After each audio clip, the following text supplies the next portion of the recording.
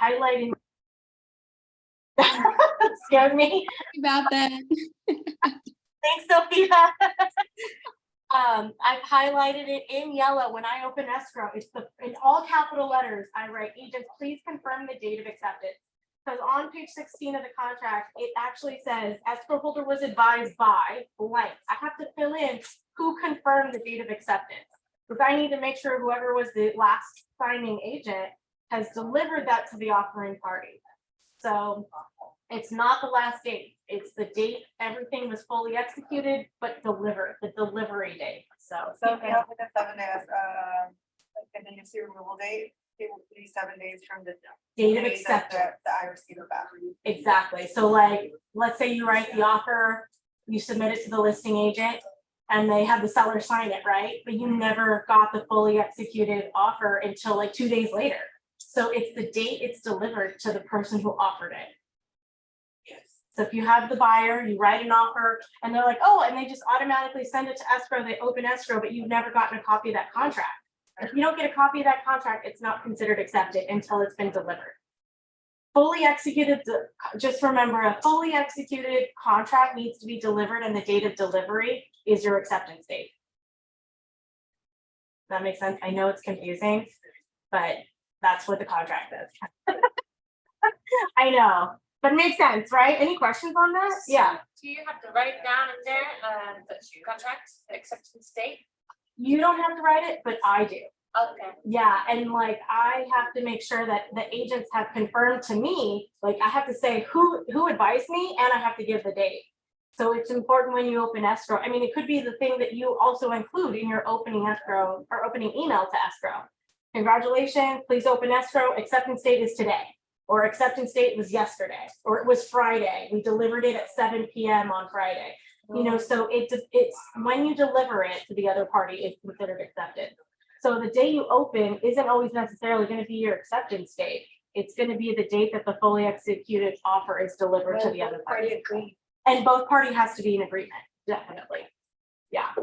So it's one of the first things I put on my email, because it's not something that a lot of agents, you know, that's one of the first things that they give us, is because normally it used to always be just the last signature on the contract is your date of acceptance, right? That was like the rule of thumb for what, the last 30 years, more probably.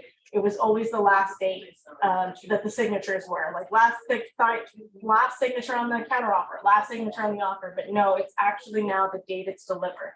So fully executed and has to be delivered. And for the most part, it probably will be the same day, but it depends, you know, on because sometimes you get an offer at 7 o'clock on a Friday or 2 in the afternoon on a Saturday. So it just depends whenever it's delivered. So just keep that in mind, because that's one of the first things we ask when we open escrow.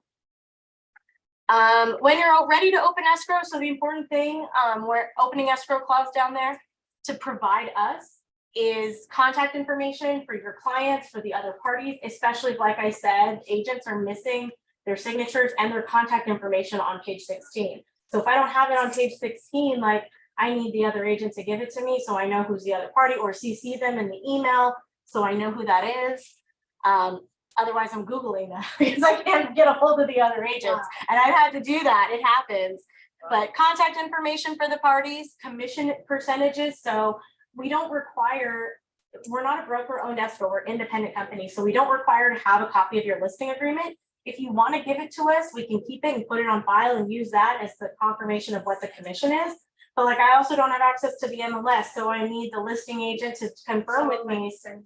Yeah, what the commission is going to be to you and to the other side, you know, the listing broker, or amount, if it's like a flat fee, you know, is it going to be 5,000 here and 5,000 here, or is it a percentage of the purchase price? So, and then the title company, you know, sometimes you'll put seller's choice of services in the contract, but if it's not listed who the title company is going to be, or who the home warranty is going to be, the NHD company is going to be, then I need to know what the company is that you want to go with. Your title rep too, who's going to get credit for the new escrow. Lender information, you know, there's no place in the purchase agreement to put in the lender's contact information. So I do need that if there is going to be a loan, whether it's private money, hard money, conventional financing. make sure we get the lender's contact information. Because again, the first thing the lender is going to need from escrow is fees so they can disclose. So it's good for us to confirm what the final loan amount is going to be. Because typically 9 times out of 10, when we open escrow, it's not what's on the contract. So yeah, just let us know. Tenant's pretty high. I know it, and literally like we will send out our escrow instructions as soon as we get the earnest money, and buyers will refuse to sign our documents because the loan amount isn't what their loan amount is. Like, oh no, we changed it. I'm like, yeah, but this is what's in the purchase agreement. So our escrow instructions match your contract, and they will be like, oh, okay, we draw an amendment when we get loaned up.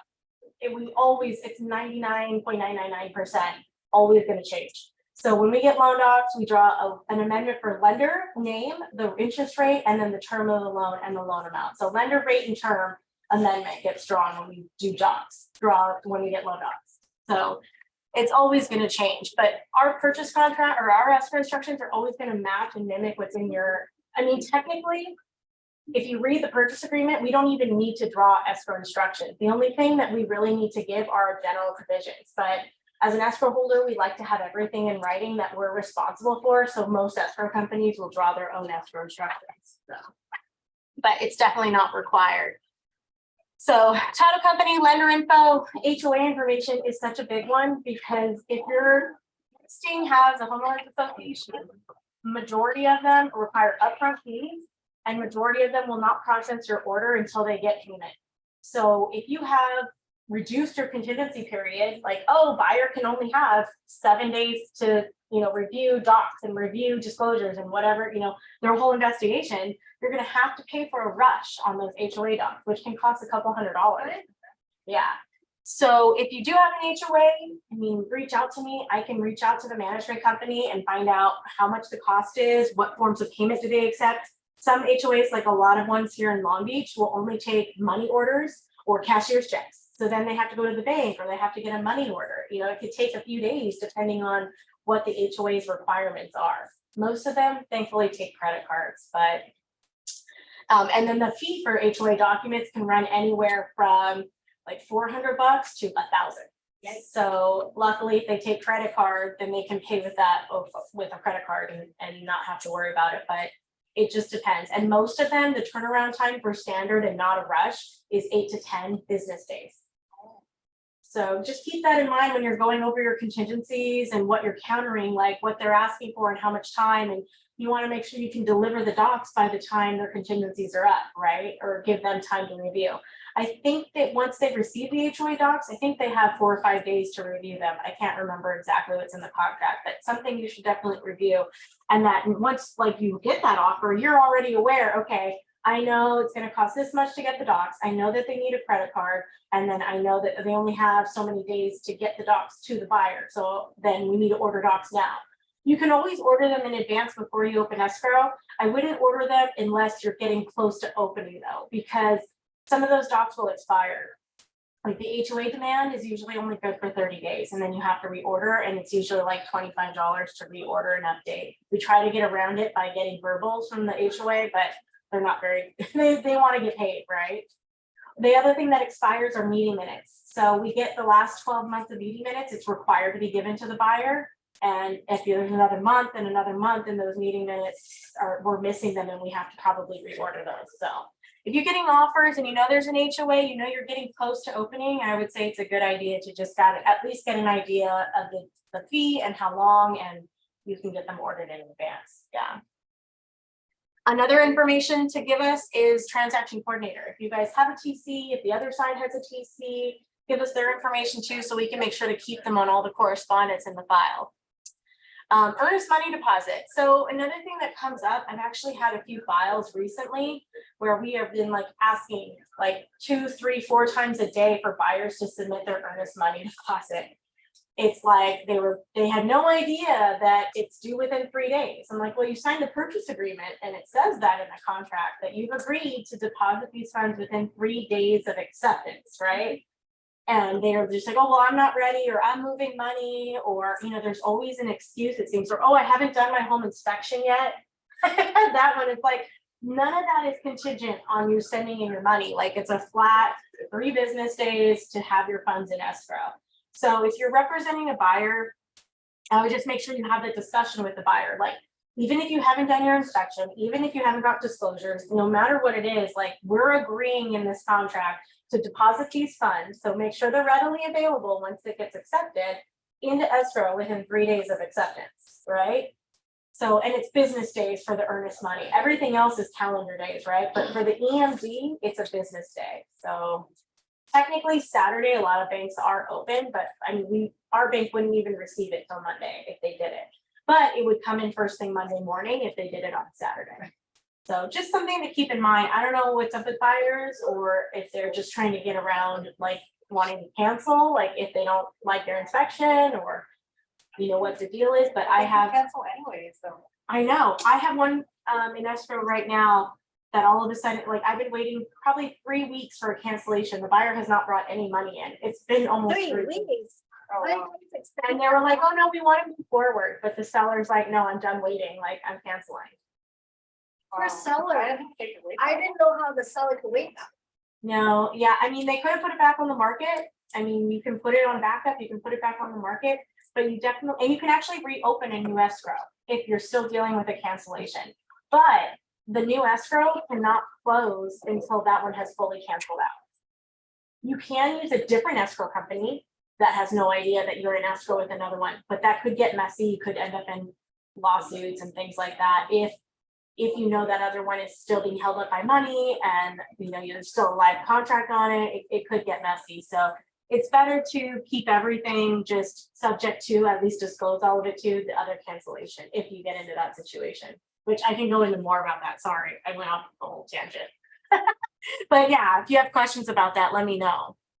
But yeah, so just prepare your clients, like, and it helps us get into a smooth, so then they're expecting, as soon as you open escrow, right, they're expecting me to call, they're expecting me to email them to request that EMD, and then they know, okay, I only have 3 days, and then it gets in, and then I can send a receipt to everybody, or we got the ball rolling. So just something good to prepare your client for, because it's funny that most buyers don't realize they only have 3 days. I don't know if it's anything that gets missed when you're going over the contract, or they just don't read it, but they just seem to not be aware that within 3 business days, they have to have that in. I've had people yell at me before, like, what do you mean I have 3 days? Like, nobody ever told me that. Like, I'm not gonna be able to do that. My money's in a 401k and blah, blah, and I was like, oh my God, okay, it's in your contract. Like, I didn't sign it, you did. So I would just make sure that's something that they're aware of. Yeah, okay, addendums and amendments, so important. Everything's important, right? So the purchase agreement, it says in the contract, anytime you have any change in terms, so you have a full contract, right? A fully executed agreement, everything's been agreed upon. If anything in that contract changes, the closing date, credits, you know, costs, like anything changes in the terms of your agreement, escrow is required within 3 days after you have a mutually executed amendment or addendum to be given that document. Most people will just send me an email. Hey, I need to make a change. Hey, can you change this? Oh, you want to paperwork. Right, but the thing about our documents and your documents, right? My escrow amendments and my documents that I draw only amend my escrow instructions. Like, my documents don't amend your contract. You know, my documents and your documents should be parallel, basically. So if you're making a change in the purchase price, in the closing, it's literally states any paragraph of the purchase agreement is changing, you're to draw an amendment or an addendum to your contract, making those change in terms. Once it's fully executed, then you send it to escrow, and then I change my term and I amend my documents. But we both need to be drawing those change in terms. Because if you go to court and I have all my documents done, what about yours? What about your amendments, your addendums to your purchase agreement that should be in line with mine? Like, nothing will supersede your purchase agreement except for CAR addendum, CAR amendments.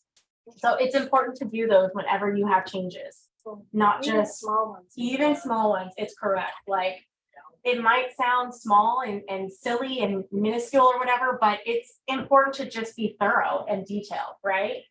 And I mean, that's why you have also a transaction coordinator to help you with those hopefully little details that maybe you don't have time for or can't deal with. You have too many things going on, but it's important to draw those documents up so that we're all in line together. And I put that in capital letters, like, our escrow amendments do not supersede your purchase agreement. So super important to know that. Invoices. So it's happened once or twice.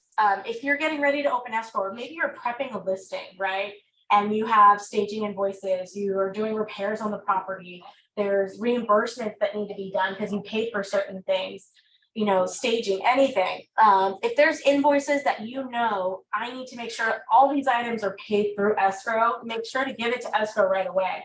You know, we can always start a file for you even before you go into escrow, if you, just to help you like get organized, right? Like send me all your invoices. Hey, I have a listing, it's coming up, and here are all the things that need to be paid out of escrow. Or can you just add this to the file? And I'll keep it on file for you. So, I mean, just so we know, like everything that needs to be paid, because when you open escrow, that offer that comes from the buyer isn't going to say like, oh, seller to pay staging invoice. I'm not going to know unless the listing agent gives it to me, right? Or there's reimbursements to the listing agent. It's not going to be in the purchase agreement. So I need you to tell me or give me an addendum or modification of your listing agreement terms, things like that.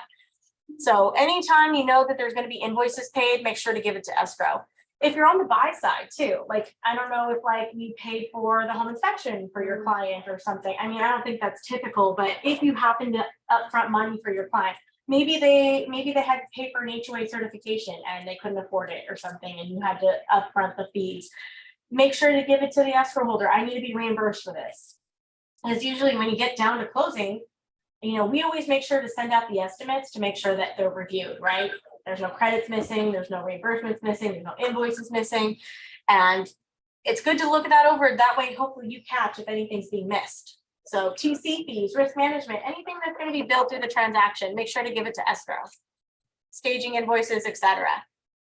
Request for repairs. So it does happen quite often where agents will go back and forth negotiating the request for repairs, right? The property is sold as is in the contract, but you can, as a buyer, you have a right to make a request for repairs by the seller. And if those go back and forth, they finally agree on a credit. It's happened a few times that it doesn't get to escrow, that there's a credit or there's invoices for those repairs to be paid. Like if there's repairs being done, we can pay for those invoices, plumbing, heating, whatever might be going on. It can be billed through escrow. But just make sure when you do the request for repairs and there's a negotiated agreement that if escrow needs to be instructed to hold or pay or anything or credit, that we get those instructions. Okay, dues. I can't tell you how many of our realtors have gotten listings based on seller estimated net sheets. A lot of our realtors will email me and request a seller estimated net sheet. It's so nice to have when you're doing your presentation, when you're doing your listing appointment, you have numbers right then and there for your client. You can let them know, like, here's what I think you should list at. You know, if we have to lower the price, here's what I think we should lower it to. Here's what you're going to net. Here's all your commissions, your title, your escrow fees. If they have a mortgage payoff, we can include that for you. You know, if there's an HOA, property taxes, it really, I think, helps. And I think ultimately that's what the seller wants to see, right? Is what they're going to make, what their bottom line is going to be. And it just makes another more like, it looks more proactive, you know, as a realtor, like I've already prepped it for you. Here's what you're going to make. Here's how we're going to sell it. Here's how long it's going to take to sell it, right? And it's a done deal. As is clause. So sometimes this comes up where, and I know the purchase agreement already says that it's as is, right? Sometimes it's countered. I get it on the counter offer from seller, or I get it in the terms that the property is being sold as is, no repairs. But in the purchase agreement, it'll state termite. So a lot of times I still get a termite report. So just make sure that it's clear, like if your property is being sold as is there going to be a termite report still? Or are we going to ex-nay the termite report since it's as is? You know, just make sure that whatever is in the contract, if somebody who doesn't know what you're thinking picks it up and they're going to be able to read it, like it's got to be black and white for me to know who's paying for what, what's included, what's not included. Yeah. And, you know, you can be thorough, like you can, a lot of people shortcut things instead of writing out seller will pay for a report, but no repairs or something like that, you know? And then last, the most important due, to make sure to include Pacific Coastline Escrow on all of your contracts. That's a must. That is a, you better do, or I'll hunt you down. No, I'm just kidding. Okay, don'ts. I don't really have a lot of don'ts because I wanted to be more positive than negative, but things that people forget to do for the most part. So contract attachments. So when you submit your offer, make sure to submit all of your attached disclosures and counters and addendums, text overflow documents that go with it. There's been times where I get purchase agreements and then I find out there's a counter offer that I didn't get, or the lender starts asking for all the addendums that are marked in the contract and I don't have those addendums. So when you submit your offer to open escrow, make sure that all your attachments that go with the purchase agreement are in there and included, because you never know what the lender might be asking me for. Tax advice and legal advice. I don't know, or tax advice and legal advice, sorry. I don't know if you guys were in the meeting today, the office meeting, but there was a CPA speaker today. Oh my gosh, if you didn't get his number, I think you should get it because, yeah, or do you know him? Yeah, I think I'm the one that kind of like brought him. Oh, good. Well, not like directly, but Referred. I referred him to a lot of like, I guess my colleagues. Yeah. And they started using it. I told the realtors today, like, it is so important to have a CPA to refer, because I can't tell you how many times I get calls from sellers and they're like, I don't know how to fill out this tax paperwork. Well, you need a CPA. I'm not certified. I'm not a tax advisor. Like, that's something that you need to talk to your accountant on and get, you know, your tax advice from someone who's certified to do so.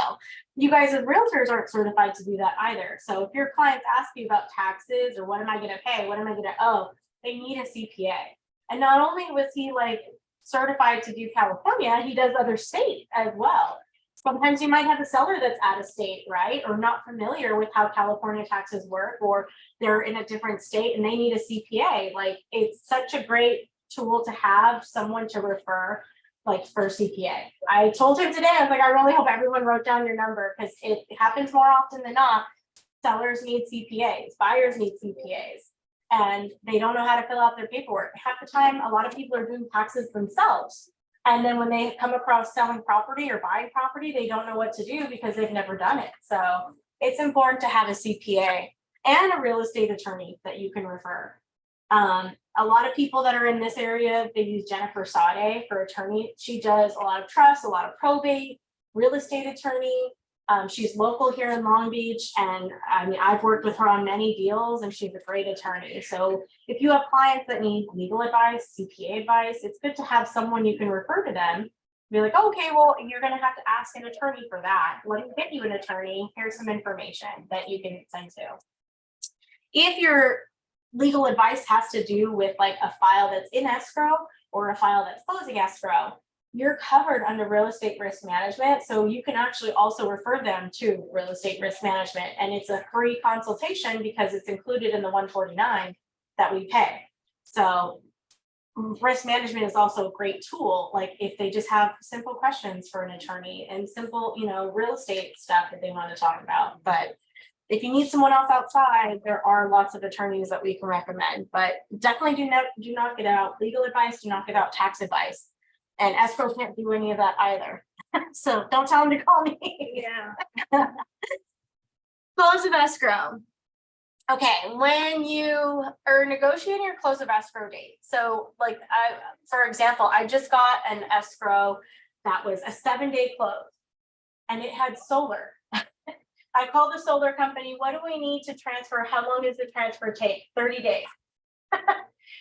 Solar companies take about 30 days to do their transfer. It's a very long process. It's funny because the documents are very small and there's not a lot to do, but they do not have a quick turnaround time. Their process will take up to 30 days or more. So you're sending 30 days to wait for them to send you documents. Right. Completion. Yep. Yep. Oh my God. Yeah. Solar companies will not send documents to escrow. They get their document, they draw up their own documents and they send them out to the clients directly via DocuSign. And it's like, I constantly have to like, did the seller get it? Did the buyer get it? Did they both sign it? Like, I have to ask them that. So then I can go back to the solar company to say they didn't get it, or they just signed it. Can you confirm receiving it? Just so I can keep pushing the solar company along. So just keep in mind, that's just an example. But like, another thing is the HOA. Like, if you want a 15-day escrow, your HOA docs take 8 to 10 days to get after they receive payment.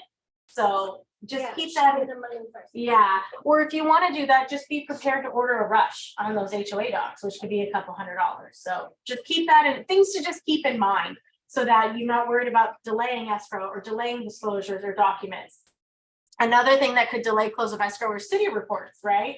Like City of Long Beach has a parking impacted zone, and that report takes a couple weeks, to get it. Hopefully it takes about 7 days, but sometimes they're delayed or they're backed up. City of Laguna Beach has one that takes 3 weeks. Manhattan Beach has one that takes 5 to 10 days. So every city report is different. If you're unaware, like when you take the listing, that's something you should find out, right? Is there an HOA or is there city requirements? Do I have to make sure that there's retrofitting done? Like Los Angeles, all of Los Angeles City and certain suburbs of LA also require the 9A report and the water power certificate. So everything has to be low flush toilets, low flow shower heads for that area. And you need to make sure it's all retrofitted. And that report takes 2 weeks, 14 business days.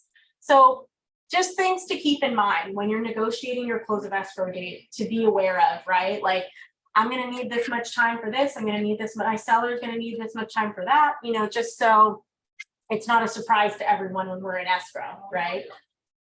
For the solar, is that only if there's like a solar loan, do we a solar loan, or is that just to transfer like the? It's anything. So if the loan's fully paid off, it will Mhm. still take them that long? 30 Yeah. days. Yeah, it depends on the solar company for the most part, but like Tesla is probably the quickest.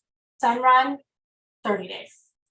Vivint is down run by Sunrun, so 30 days. Sunrun is probably the worst. Solar City is also run by Sunrun.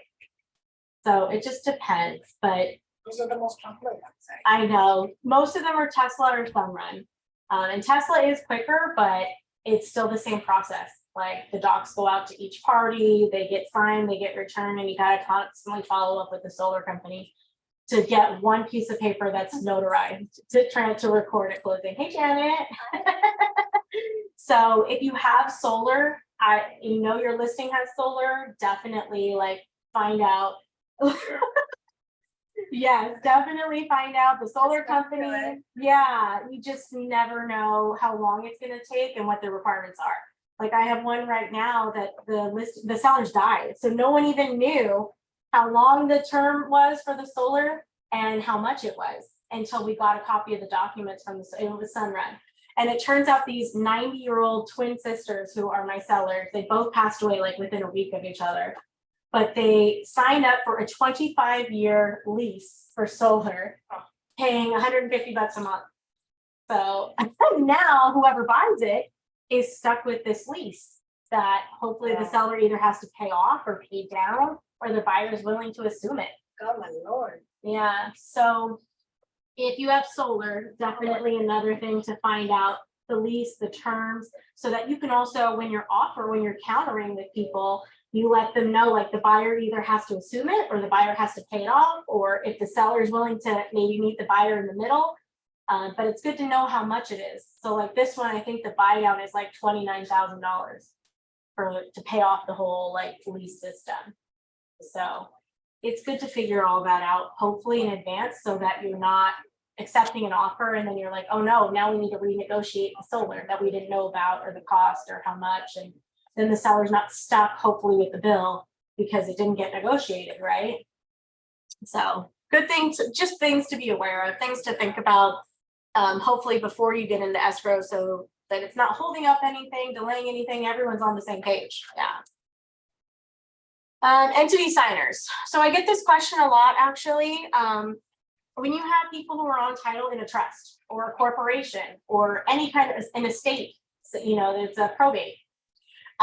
When you're doing your documents, like I do my documents, whenever you have the printed name of the seller, it should always be the entity name. So it's the Sarah Handley Family Trust dated such and such. That's the name of the seller. The signer is the trustee. So the way that they should sign would be my name. I would sign Sarah Handley Trustee, right? But if it was the Fritz Pollard Revocable Family Trust and I was successor, then I would sign, it would all be his name, the name of the trust, And then as I would sign my name, it would be Sarah Handley, successor trustee of the Fritz Pollard, revocable trust. So it's good to remember that when you're drawing up your docs, the entity name is always listed there as who the seller is printed. And then when you're doing DocuSign, they have to sign their actual name, right? They're not signing the name of the entity. So just keep that in mind too. I've had I've had offers come in opening escrow and they've signed the name of the company and not their name. So just keep that in mind. And then make sure that you always have their designation listed too.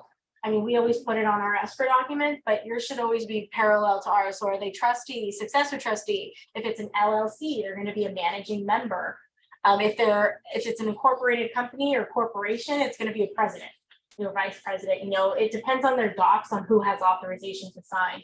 Sometimes LLCs have multiple managing members and they're all authorized to sign. So it just depends. So they all have to sign it? No, it depends on their docs. So if their operating agreement says this is the sole party who has full authority, then yeah, that's the only person that can sign. But if they have like 10 managing members, then they will say the following managing members can all sign solely separately, without the authorization of any other party. So it's all written in their agreement. Yeah. And if you know that you have a successor or you have an LLC, an entity or anything like that, we're going to need corporation docs. We're going to need the full trust agreement. If it's the trustee of their own trust, like if it's the Sarah Handley Trust and I'm Sarah Handley and I'm selling, I won't need the full trust agreement, but I do need to know who the signer is and we have to do a certification of that trust. But if it's a corporation, the title company is going to want to see all the corp docs, the managing docs, the articles, the bylaws. That's all something we're going to have to get copies of. And it's good for you to have copies too. So then in your file, who's a record of that company, right? Who your signer is. It's just, again, more thoroughness and being more detailed. Yeah. Escrow documents. So once I issue our escrow documents to the buyer, the buyer gets their package, the seller gets their package, right? Broker, you guys get your escrow package. As the escrow holder and in your purchase agreements, it states that the client's buyer and seller only have 5 days to complete those escrow documents and return it back to escrow.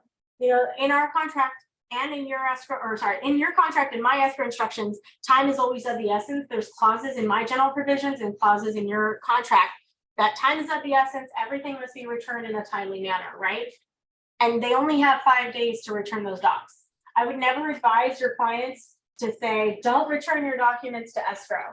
I actually had a file that just happened on. I've been following up with my client or the sellers to sign their escrow documents, and they told me they were not going to sign because their realtor told them to wait. But I don't think they realize well, we have to order your payoff demand. You could delay escrow. If I don't get your documents back, I can't order your payoff for the mortgage. And that could take 1 day, it could take 5 days, it could take 10 days. I don't know what the bank is. So it depends. If you're getting escrow documents out, if you're getting things that need to be signed, I would always advise your clients to read, review, and then sign when they're ready to approve it, right? You never want to say, don't sign it and just wait. Unless there's a very valid reason to wait, because you could be delaying the escrow if we don't get our documents back in a timely manner. Because you never know what they might complete that might trigger something else that we have to do or have to order more paperwork. So just make sure that if your clients ask you hey, they're wanting me to sign documents, should I sign these? We'll read them, review them, and then sign them when you're ready. Or if you're not willing to sign, then let me know why so we can talk to escrow, that kind of thing. Any questions? It's good. That's a lot of information. It's a lot, I That's a know. lot. Yeah. And it's hard because you go on tangents of oh, this triggers that triggers that. But I feel like these are all things that I see regular. It's often, and it might seem silly or maybe just oh, I'll deal with that when I get there. But it can help make your transaction so much smoother if you get ahead of it, right? Why wouldn't you want to get everything ready so that when you're negotiating your counters, your offers, that there's no surprises, everyone's on the same page. Escrow is going to do everything that we've already talked about and prepped for, and it's just a matter of timing. And you already have an idea of that timing for HOA docs, for payoffs, for solar, so it's just things that I see on the regular that I think if we knew in advance or if it was negotiated ahead of time, that we wouldn't be trying to renegotiate things when we're in escrow, because it always gets tricky, right? Like no one wants to renegotiate costs after we've already opened. You know, it just gets sticky. So For the NHD, how long is it, from what you've seen, like how long is it, or when you have to deliver that in the summer? the natural hazard disclosure Yeah. report, I mean, I have realtors that as soon as they take the listing, they order NHD. They literally like just have it automatically sent to me. So I know, oh, this is a new listing for that person. I'll start a new file. Like I have a whole folder just for upcoming listings. You know, I think it's so important to just be prepped, right? Like if you're the listing agent and you've got your listing contract signed, like what's the harm in getting everything prepped and ready, right? So that when you open, you're like, okay, here's my contract, here's my prelim, here's my NHD, like we're good. Because like the prelim report can take 5 to 7 days to get. If you're in a 10-day all cash escrow, I have to order it on a rush and then I'm just emailing title every 5 minutes. How quickly can I get this? You know, I have agents that it's definitely a matter of once you get the contract, right? You have to get the listing in order to do the work. You don't want to work before you get the listing. So when you get the listing contract, I mean, it doesn't hurt to get your NHD ordered. And it doesn't hurt to order the environmental, the tax report, like it's a big report, right? So then there's no disclosure that's missed, right? And it's at a discounted rate, so you might as well, right? That way there's full disclosure to the buyer on everything to do with the natural hazards, the environmental report and the taxes.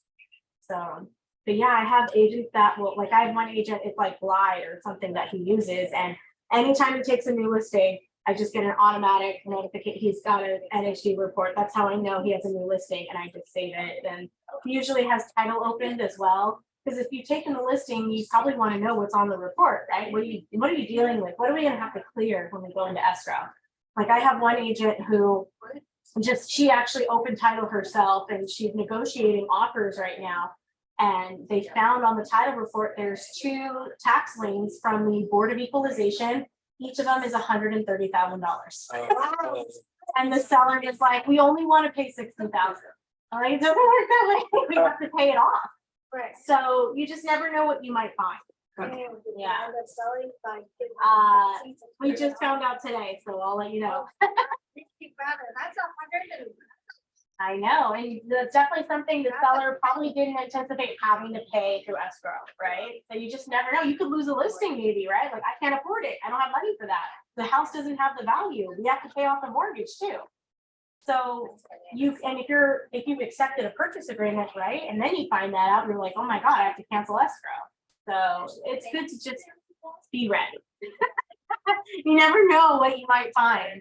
Like, give me a list there. What do I need to do to keep it? Do this, read that. Right. I told you. Tell the buyers are not open. Yeah. Don't open a credit card. I had someone do that. Like they were literally ready to get loan docs and the buyer went and bought a car. They had to return it. They had to reverse the whole thing and update his credit report because he did that.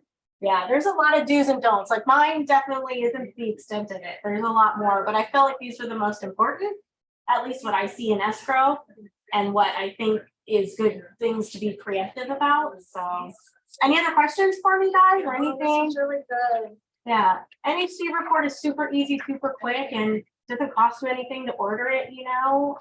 So if you take a new listing, I think that's one of the first things you can order. Yeah. I think the ones that take time are the ones to at least be aware of how long it takes, like the solar, the HOA, you know, payoff demands, if we're paying off mortgages, things like that. So HUD, if you have HUD loans on the property, government loans take longer. You know, if deferments come up, like we've had a few payoffs come over, people who deferred during COVID and they might be selling, like they have seconds that we have to order through HUD. So those things to keep in mind. So for offers of like contingent on the buyers selling their home. Mm-hmm.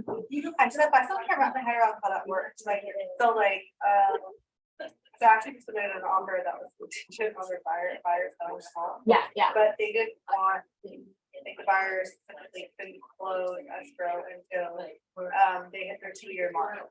Oh, yeah. And with so holding then taxes. that needed, okay, so then does that mean that the close of escrow would the 2-year mark be when the title recorded? How do you- Yeah. So the homeowner, so like the buyer, is it to avoid paying the withholding tax? The capital gain. Yeah, yeah, so like if you buy a property and you sell it in less than 2 years and you're on title as an individual person, if your own, you know, it doesn't matter if it's an investment property or. Oh, Well, because of the rain. I think you're right. Oh, am I touching anything electrical? Yeah, like, so you could be subject to withholding tax to the California State Franchise Tax Board. And if you